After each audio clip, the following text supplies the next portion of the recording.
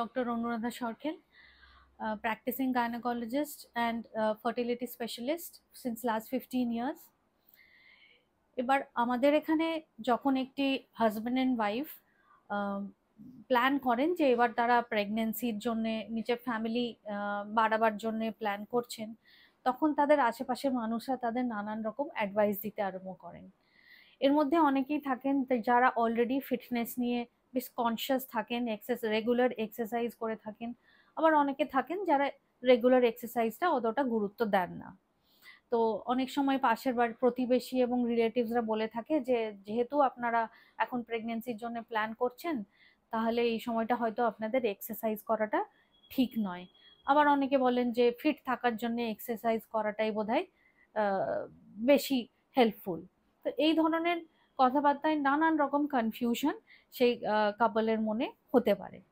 তাহলে এক্সারসাইজ কি প্রেগনেন্সি আসতে হেল্প করে, বা যারা প্রেগনেন্সি প্ল্যান করছেন তাদের কি এক্সারসাইজ বন্ধ করে দেওয়া উচিত? এই বিষয়টি নিয়ে আজকে আমরা কয়েকটি পয়েন্টস ডিসকাস করব। তো প্রথমেই বলি যে যে কাপল হাজব্যান্ড এবং ওয়াইফ দুজনেই এবার প্ল্যান করেছেন যে তারা এবার কনসিভ করবেন বা প্রেগনেন্সি নেবেন বা বেবি নেবেন, সেই ক্ষেত্রে কিন্তু যদি তারা ফিজিক্যালি ফিট হন, তাহলে কিন্তু প্রেগনেন্সি আসার এবং হেলদি প্রেগনেন্সি কন্টিনিউ করার চান্স কিন্তু অনেক বেশি থাকে। কি কি অ্যাডভান্টেজ হয় যদি তারা এক্সারসাইজ অলরেডি প্রেগনেন্সি প্ল্যান করার আগে থেকে যদি তারা এক্সারসাইজ নিয়ে কনসিয়াস থাকেন বা রেগুলার এক্সারসাইজ করেন?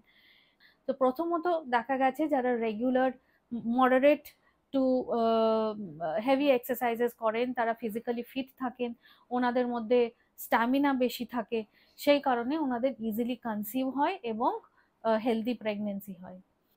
দ্বিতীয়ত যেটি দেখা গেছে যে প্রেগনেন্সি হওয়ার পরে যদি ফিজিক্যালি ফিট হন ওনারা, তাহলে যে মেডিকেল কমপ্লিকেশনস প্রেগনেন্সির সময় দেখা যায়, ব্লাড প্রেশার বেড়ে যাওয়া, ব্লাড সুগার বেড়ে যাওয়া, লিভারের প্রবলেমস হওয়া, এই ধরনের প্রবলেম কিন্তু প্রেগনেন্সির সময় কিন্তু কম দেখা যায়।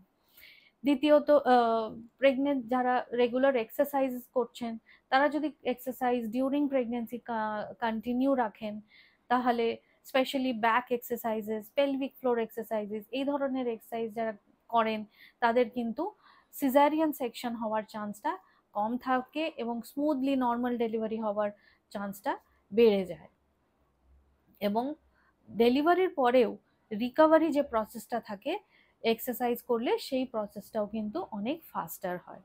সেই জন্য এক্সারসাইজ করাতে প্রেগনেন্সি নেওয়া এবং ডিউরিং প্রেগনেন্সি এবং আফটার প্রেগনেন্সি অনেক রকম অ্যাডভান্টেজ কিন্তু পাওয়া যেতে পারে।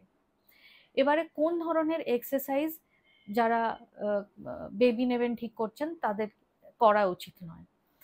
যে এক্সারসাইজে অ্যাবডোমিনাল প্রেশারের উপর চাপ পড়ে বা heavy exercises, heavy weight lifting, এই ধরনের এক্সারসাইজ কিন্তু এই সময় অবশ্যই অ্যাভয়েড করা উচিত। Mild to moderate exercises, walking, skipping, jogging, এগুলি যারা প্ল্যান করছেন প্রেগনেন্সির জন্য, তাতে কিন্তু এই এক্সারসাইজ করাতে কোনো রকমই বাধা একেবারেই নেই এবং অবশ্যই এই এক্সারসাইজ কন্টিনিউ করা উচিত। নমস্কার।